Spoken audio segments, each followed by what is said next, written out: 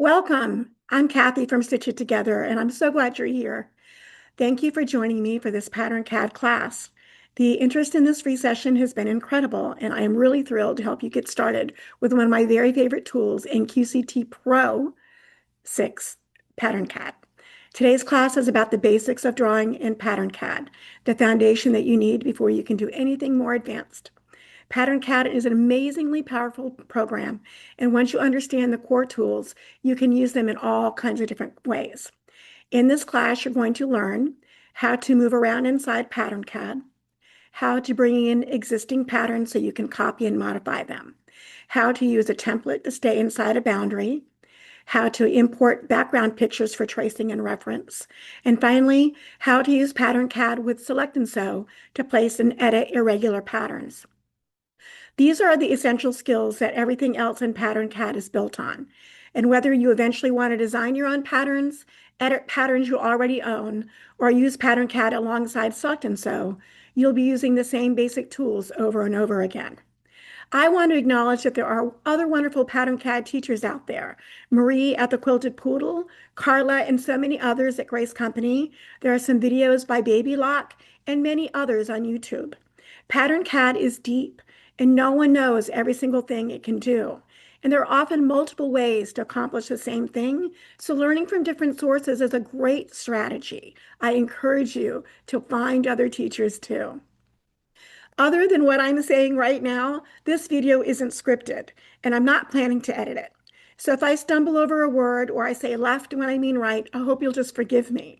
In a live class, students can stop me and say, "What did you just say?" But in a YouTube video, I don't have any of those cues. So I'm going to do my best to explain things clearly and at a pace that works for most people. But the most important thing you can do after this class is to practice. Pattern CAD is a hands-on skill, and the more you play with it, the more comfortable you'll become. And if you find that you still struggle or you want extra help, I do offer this class and many others in person and one-on-one live virtual sessions for $45 an hour. You can find me on Facebook as Stitch It Together LLC, or use the contact information on my YouTube profile, or you can just call me 540-840-2884. So with all that said, let's get started. The three main ways that I use Pattern CAD are in editing existing patterns, drawing my own patterns, and then using it alongside Select and Sew to place irregular patterns. All three rely on the same foundational drawing skills and editing skills. That's exactly what we're about to learn here today. So Pattern CAD has 4 tasks that you use simultaneously almost every time you do anything in Pattern CAD. I wanted to go through some of those things and some of those ideas with you first, so that when we're not inside of Pattern CAD, I can talk to you about them in isolation just a little bit. So when you first open up Pattern CAD, you're going to see that you have a grid, but that grid isn't just one page. You're really looking at several layers all at once together. And that's something important that you need to start learning how to do, is work in those layers with Pattern CAD. Then you have drawing. The next thing you'd probably want to do is, once you see that grid, you'd want to start drawing. But there are several different ways to draw in Pattern CAD, and the two easiest and the most common that you would use would be with your nodes on or your nodes off. And those are the ones that I'm going to be talking about today. You also have mirrors and you have easy draw, which those are more advanced skills, and I would not recommend trying those until you are comfortable drawing with your nodes on and your nodes off. You're also going to need to edit your lines when you use the different drawing tools. If you use nodes on or off, you will still need to edit, but particularly when you're drawing with nodes off, you will need to shape your line as you go, and you will need to select no matter what, you need to select what you're going to be editing, but you will be editing an awful lot more using the nodes off method than when you're with nodes on. And finally, you need to optimize. I highly recommend that you optimize as you go. Now, you may recognize optimize from if you've done a pantograph or you've done select and sew. If you were to have breaks in your pattern, you would see it in the optimize screen, and you might have been able to fix them in optimize. You're going to see that same screen, but you're going to use it an awful lot more when you're in Pattern CAD than when you're using a pantograph. And it's really important that you understand all the functions and all the things that you can, the information you can get and all the things that you can do inside of Optimize as you go. Okay, so your layers. When you first open up Pattern CAD, you see this gridded screen. And when you first open it, it has nothing on it. You're going to want to start drawing or you're going to want to start bringing in a pattern. And the very first layer, the very top layer, is your active layer or your top layer. And that's where you can draw and where you can edit. But if you want to bring in something else, another pattern, or if you're working with small designs or multiple designs and you've done one section of the design and you want to make sure that nothing happens to it, you can bring it down to the bottom layer, or you need to bring it down to the bottom layer to import another picture or another object into Pattern CAD. You're going to find that you're going to swap between these layers, and then when you want them to become all one drawing, you're going to want to merge them together and save them.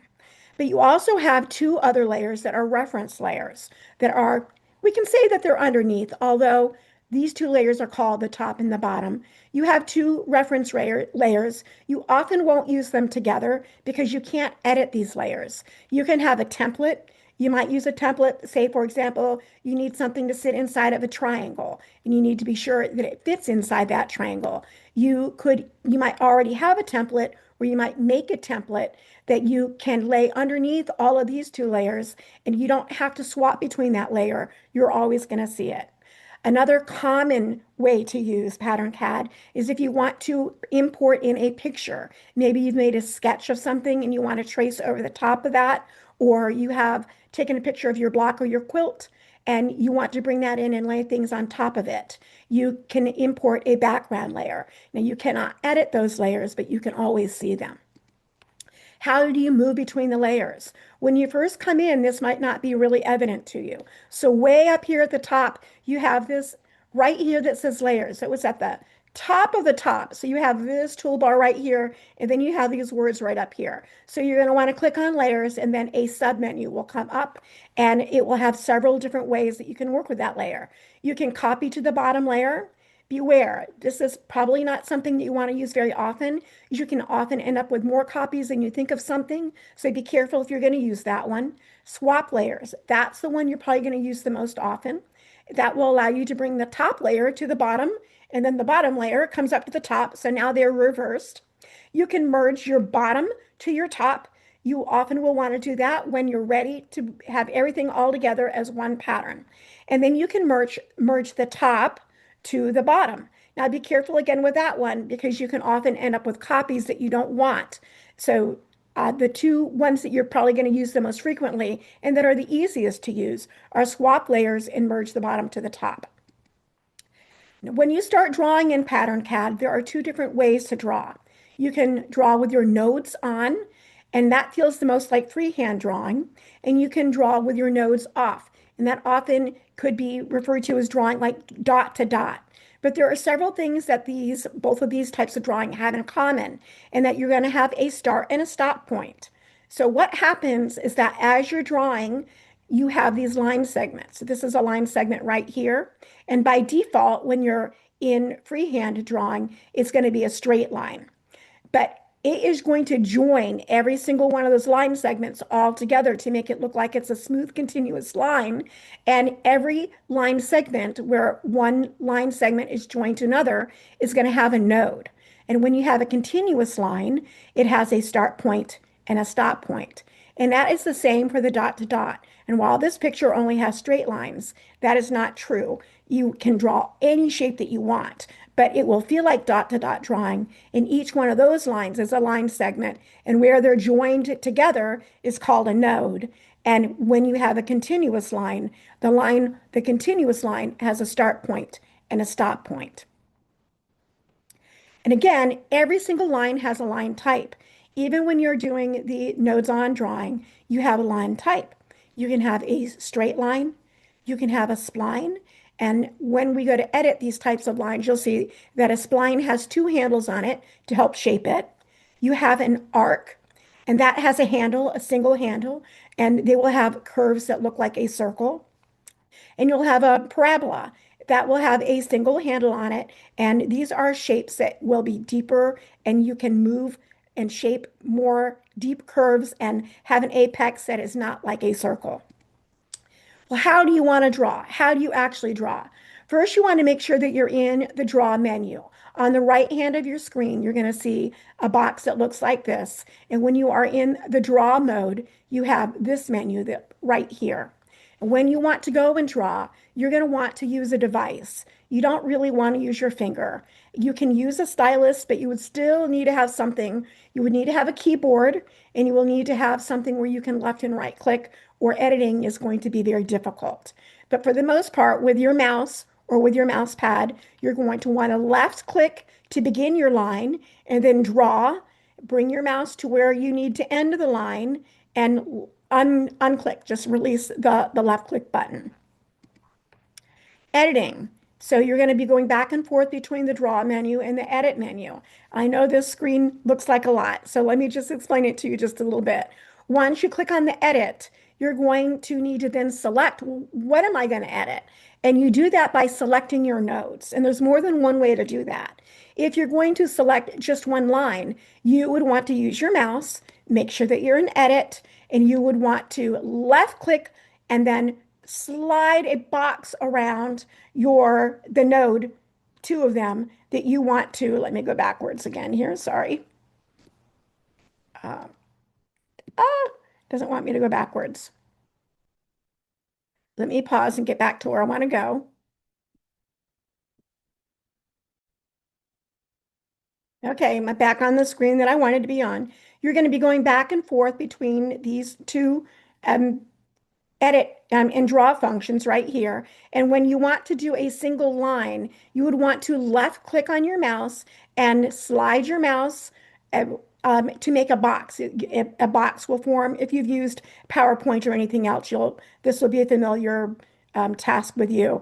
And select the nodes that you want to edit. Or you can use some of these functions right here. You're going to find that you're going to use this one right here an awful lot. While it doesn't select everything, it unselects everything. And you should do that often when you're editing so you don't have some things selected that you don't remember are selected. So you're going to use this an awful lot. Or if you want to move something, all your things at once, you might use select all. And then there will be times where you would want to use these functions too. But you're going to want to use edit, and then you're going to show QCT what you want to edit. How to edit when you have your nodes, when you're using the nodes off feature. Now, this is the one thing where you need to have a keyboard for a certain. If you're going to be using the nodes off method for drawing, and that's the way that I use it the most, you have a special function, a special way to edit, and that's to use your space bar. So when you're drawing and you are in the draw mode, if you draw a line and then immediately tap your space button, your space bar, it will then select the last line, those two endpoints, your start and your stop of the last line you just drew, so that you can shape that line using the handles we're going to talk about next. So how to edit with your handles. When you are drawing with your nodes off, where you need to shape your line as you go, you're going to have these empty boxes. So when you have selected your endpoints, just like you see in this picture right here, you end up having handles. With a spline, you would have two. With an arc, you will have one. And with a parabola, you will have one. And when you first tap on the space bar, it's going to look like a straight line. And then you shape the line to give it its shape. And you'll left click and drag to get the box to shape that line. And on the arc and the parabola, it would be the same thing. You'll left click to get a hold of that handle and then drag it to the shape or the area you want it to be, and then let it go. Let go of the mouse, the left click button, and that line will stay where you've left it. So draw and edit work together. And you're going to be going back and forth between these two buttons right here. And it will not automatically go back to draw if you've edited something. So you're going to make sure that you come back to the draw function. Optimize. Optimize is something that, particularly if you are working with more than one pattern and you have more than one shape that you're working with, you want to use optimize quite frequently. So let me tell you, when you go into the optimize, and again, it looks exactly the same as when you go into use optimize in Pantograph, but you probably have never used all of the little functions and all the buttons when you're then in Pantograph, but you will probably use them all when you're using Pattern CAD. So the information that you will see inside of the boxes, it will tell you the number of line segments that you have, and they'll be numbered with these yellow buttons right here, this yellow circles, and that's how you'll know how many line segments you have. Oftentimes, you're trying to get to one so that you have a continuous line. Most of the time you can get there, sometimes you can't. But you will also be able to know the stitch order. Inside of each one of those little round circles, it will have a number, and that will tell you the order of your stitching path. You'll also be able to tell whether you have a break in your line and where that break is at, because you'll see a blue box like this, a blue break in the line right here. Sometimes you'll just see a blue dot only on top of the green, and the red would mean that you have a break in the pattern, not necessarily a jump stitch. You'll also be able to see the animated path. There'll be a where you can push a button and it will show you the path that QCT wants to take. But you can change some things in Optimize as well. You can change the stitching order. You can reverse a stop and a start point on any of the segments so that you can more easily get it to be a single line. You can join a stop and a start, and you can work towards that continuous line through the whole design instead of just one section at a time. How to navigate inside that optimized menu. So I'm going to talk to you just right now about things that you probably have not used inside of Optimize, and you will use them to isolate a single line. So I want to talk about this box right here. It says show in it, and by default, it will have a check mark in it.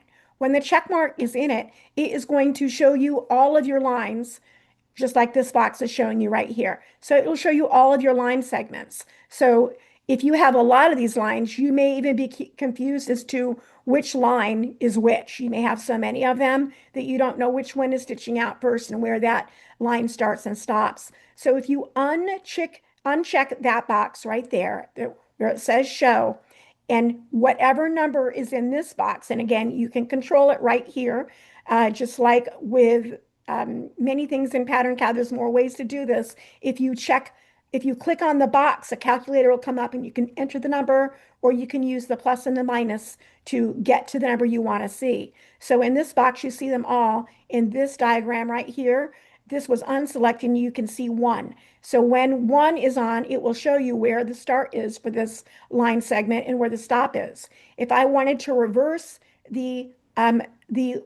direction of this line and make the start and stop points reversed, I would just click on that line, anywhere on that line, and the start and the stop points would reverse. You can also change the stitch order. So in this one, they're kind of small, but you can see that there are numbers inside of these yellow circles. If you want to change the stitching order, again, you're going to want to look at this function right here in this box down here. Whatever number is inside of this box, you can click on the yellow circle and it will become that stitch order. So right now this says 1, 2, and 3, and that is the order that I would want it to be in. But if I wanted it to reverse and be 1, 2, 3, I could reverse that as well by putting 1 right here, and I click on this box, then the number would automatically become 2 in here. Then I would click on 2, and then the number would automatically change to 3, and I could click on that box and it could be 3. So you can control which order your segments are going to be in. And then you can also control the stop and the start point so that you can start joining things together to make a continuous line. The Pattern CAD workflow, you are going to have to be able to use all of these simultaneously. And there really is no way to use one without using some of the others. And you're often going to find that for very complicated things, you're going to use all four almost all at once. And so it's very important that you understand what they all are, because using the PowerPoint was the only way I could think of to try and talk about some of these things in isolation, because it's very, very hard to only work with layers or only work and draw without edit and your layers. So you're going to need to be able to work with all of these things and understand what all of these things are all at once. So the four big ideas that we've talked about here and the four ways that you're going to be able to need to learn to use Pattern CAD all at once are: with your layers, you're going to learn how to go back and forth between your layers to understand that you can see them all at the same time, but you can really only edit and draw on the top layer, and then you'll swap between two, an inactive layer and a top layer, and then have some reference layers underneath of that. There are two different ways to draw with your nodes on and your nodes off. That's what we'll be talking about in this video. But there are also some drawing options where you can use mirrors and where you can use easy draw, and we'll not be talking about those inside of this. That might also be considered editing. When you're going to be editing your lines, you're going to select what you're going to edit, and then you choose what the action is. Like, are you going to move something? Are you going to do something with just a single line? Are you going to rotate it? So you need to select what you're going to be editing first and then choose an action. And all at once, you're going to want to use optimize often so that you can make sure that your stitching order is not left to the end. You want to put things in the order they want to stitch in and try and keep your largest possible continuous line all at once before you add more complication to something, and not leave it all till the end. So those are the big ideas. And the next section of this video will be actually in Pattern CAD.